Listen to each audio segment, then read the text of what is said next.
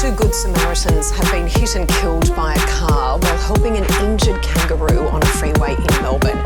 Phoebe Worthley has the details. Kangaroo.